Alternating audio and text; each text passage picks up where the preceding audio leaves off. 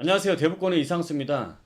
이번 11월 10일 날 정부에서 굉장히 과감하게 규제 지역을 확 풀었습니다.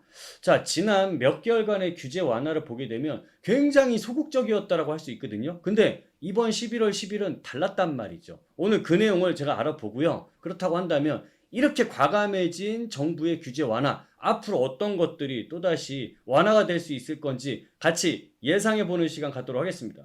현재 부동산 시장이 과거처럼 막 불이 붙고 있고 화랑이면 그때는 규제를 강화를 시키죠. 규제를 막 하잖아요. 근데 지금처럼 뭐 집값도 빠지고 있고 거래도 안 되고 있는 상황이다 보니까 이럴 때는 반대로 너무 얼어붙어 있는 시장을 녹여줘야 돼요. 그래서 규제 완화를 하는 겁니다. 정부도 현재 부동산을 어떻게 보고 있냐면 매매값과 전세값 하락세가 지속되고 있고 여기에 최근 들어서는 하락폭까지도 커지고 있다 보니까 정말 좀 힘든 상황이구나 라고 인식을 하고 있고, 현재 금리 인상이 너무 가파르게 올라가다 보니까 시장의 매수 심리가 꽝꽝 얼어붙어 있잖아요. 이거 녹여줘야 되는 거거든.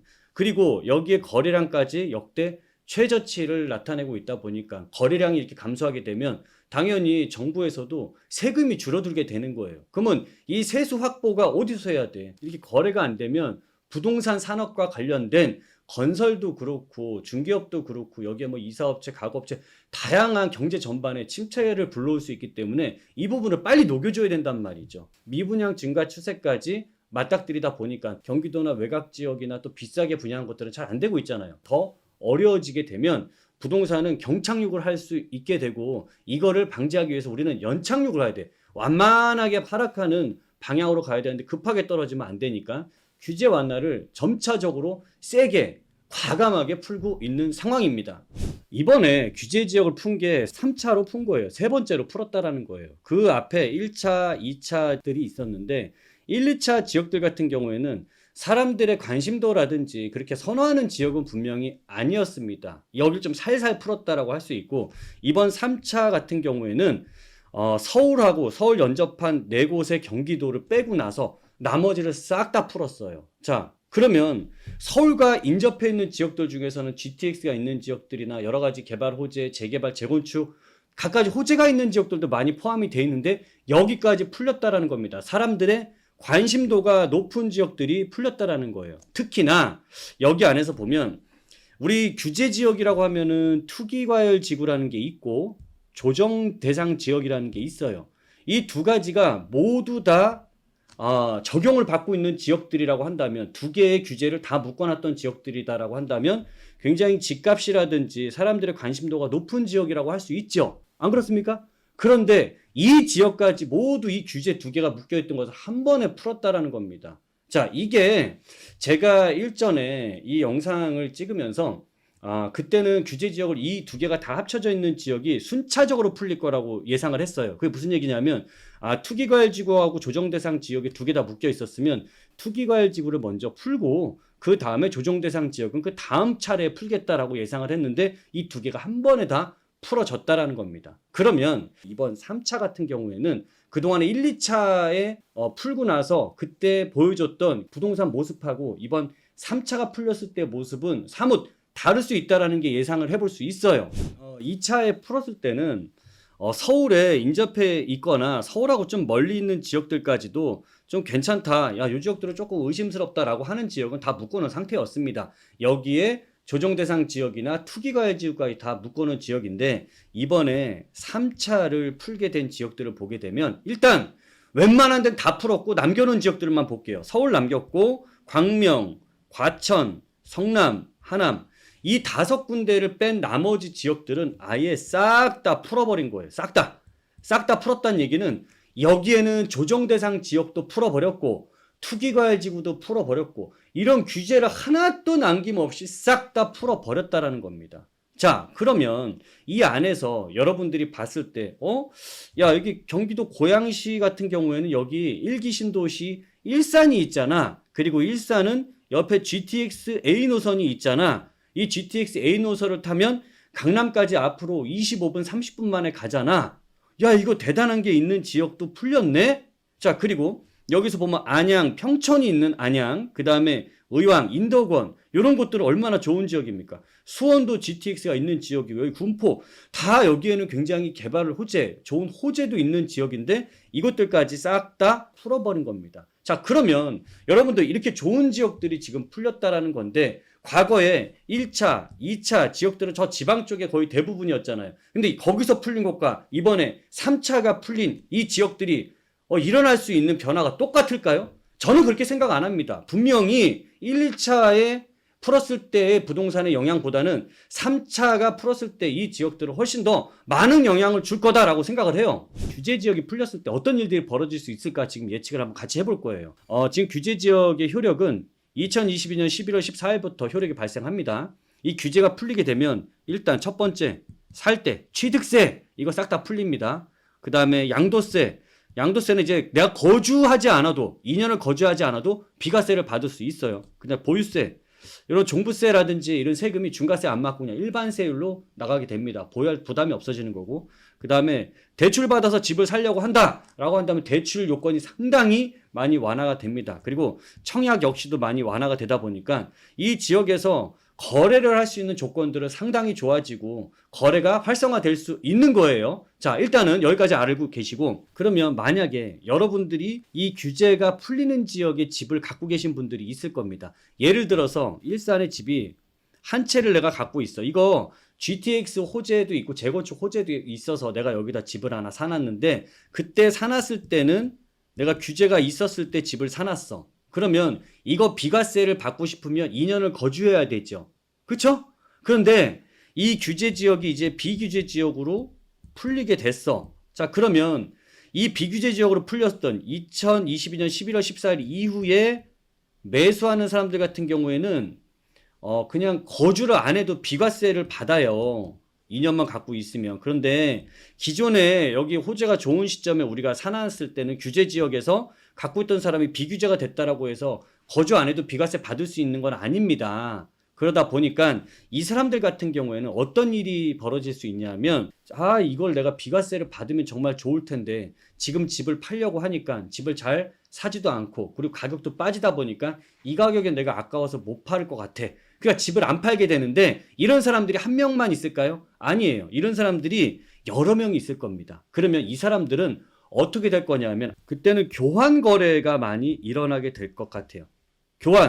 교환한다라는 소리는 나랑 비슷한 만약 같은 아파트에 내가 갖고 있는 물건이라고 한다면은 같은 층이면 거의 가격도 비슷할 거 아닙니까? 근데 서로 이것만 맞바꾸는 거지. 소유권만 맞바꾸는 상태가 일어나는 거지. 자, 그렇게 되면은 이 사람은 규제가 풀린 다음에 다시 취득을 하게 된 게 돼. 규제가 풀린 다음에 취득을 했으니까 이때부터 2년을 더 가져가게 되면 비과세를 받을 수 있다 보니까 당연히 이렇게 하는 수요가 생겨나지 않을까요? 이게 전체가 다 그렇다라고 볼 수는 없겠지만 많은 사람들이 이렇게 교환 거래를 할 가능성이 높아지고 교환 거래 때문에 거래량 자체가 우리가 눈으로 봤을 때는 증가하는 착시 현상도 일어날 수 있을 것 같습니다.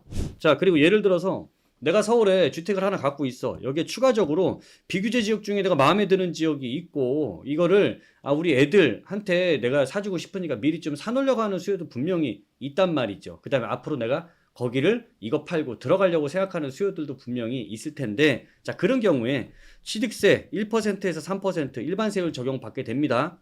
그러니까 안 그러면 중과세를 받아야 되는데 8% 이렇게 받아야 되는데 이렇게 안 해도 되는 거예요. 그 다음 양도세 일시적인 2주택 같은 경우에 지금은 2년 안에 팔아야 되지만 이 비규제 지역으로 바뀐 지역을 사면 3년 안에만 매도하면 됩니다. 훨씬 더 내가 팔게 되는 여유가 많이 생긴다라고 할 수 있고 자, 보유세는 뭐 일반 세율 적용되다 보니까 보유세 부담은 없어지는 겁니다. 이게 지금 현재 주택 있는 사람들도 집을 살 수 있는 여건들이 확 풀린다라고 보면 될 것 같고 자, 그 다음에 이제 무주택자 같은 경우를 좀 볼게요. 내가 현재 주택이 없는 사람들이 집을 사게 됐을 경우에는 일단 대출이 있어야 되겠죠. 대출 많이 받아요. 70%까지 받습니다. 집값에. 그리고 6억 원까지 대출을 받을 수도 있어요. 물론 이 안에는 DSR이라는 게 적용을 받다 보니까 여러분들의 소득 수준에 따라서 이 6억 원까지 다 못 받을 가능성도 있는 겁니다. 어쨌든 이 대출에 대한 부분이 대폭 완화가 된다. 그 다음에 양도세 2년 보유만 해도 비과세를 받을 수 있다. 미리 내가 그 지역 아직 들어가서 살 건 아니지만 미리 좀 갖고 있다가 고민을 해보겠다. 들어갈 건지 말 건지. 대신에 이 지역에 분명히 좋은 호재가 앞으로 2, 3년 내에 있다 보니까 좀 저점의 매수가 들어가서 호재 때문에 가격이 뛸 수도 있는 거니까. 그랬을 때 2년만 갖고 있어도 비과세를 받을 수 있다 보니까 당연히 거래량들은 증가할 수 있다. 그럼 결국 우리가 좀 전에 봤던 한 세 가지를 봤잖아요. 이런 게 지금 1, 2차 해제된 지역들과 비교해서 3차에서 이런 일들이 벌어질 가능성이 상당히 높다라고 할 수 있는 겁니다. 자, 그러면은 서울도 풀릴 수가 있을까요? 이 부분을 우리가 생각해 볼 필요가 있는데 국토부 장관하고 관계 장관들한테 질의응답을 했습니다. 그랬더니 서울, 그 다음에 외곽 이 두 가지로 추려지더라고요. 그러니까 서울에서도 외곽 지역 먼저 풀 수가 있다라는 가능성을 열어둔 건데 과거에 2008년도에서부터 2012년도까지 규제 완화를 한 그 사례를 보게 되면 가장 먼저 푼 게 지방 쪽에서 풀기 시작했고 지방의 수도권으로 들어왔고 수도권에서 서울의 외곽지 풀었고 그 다음에 강남 3구까지 왔던 이 과정이 있습니다. 그러면 지금 차례는 지방, 수도권, 그 다음에 이제 서울 외곽 쪽이 남았잖아요. 근데 이 외곽 쪽에 풀게 될 때는 이때는 아마도 우리가 지금 올해는 끝난 것 같고 내년에 이제 주정심의가 6월하고 12월 달 이때 원래 두 번 열리게 돼 있는데 이런 장관들이 얘기하기로는 규제를 푸는 게 더 과감하게 과속화되고 있잖아요. 가속화되고 있어. 이런 속도로 본다라고 했을 때는 아마도 3, 4월 정도에는 서울의 외곽 지역이 풀릴 수 있지 않을까 저는 이렇게 예상이 되고 그리고 내년 3, 4월 달이 됐을 때 아마도 그때 뭐 금리 인상에 대한 부분도 거의 막바지 수준에 갈 거라고 예상이 되다 보니까 그때가 아무래도 가장 부동산 시장은 어려운 시점이 될 수 있고 그때 가장 이런 저점에 이런 가격 흐름을 가져갈 수 있다라고 판단되기 때문에 제일 힘들면 그때 서울의 외곽 지역부터 풀 수 있다라고 예상이 되면 아마도 3, 4월 달 정도가 서울의 외곽이 풀리지 않을까 이렇게 조심스럽게 좀 예상을 해볼 수 있습니다. 또 다른 규제들이 이것 말고도 많잖아요. 근데 이런 것들은 어떻게 될까? 또 어떤 것들이 풀리게 될까? 일단 가장 우선적으로 물망에 오른 게 주택임대사업자입니다. 제가 이 주택임대사업자 지금 전월세 값이 굉장히 불안정한 상황이다 보니까 지금 시점에 이거 해야 된다라고 계속 강조를 하고 있었잖아요. 이번에 나왔더라고요. 나와서 이번 12월 달이 됐을 때는 합리적인 방안을 만들어 내겠다라고 했고 그래서 제가 생각을 해봤어. 그럼 이 합리적인 방안이라는 게 어떤 식으로가 합리적인 방안일까라고 생각을 했을 때는 이거예요.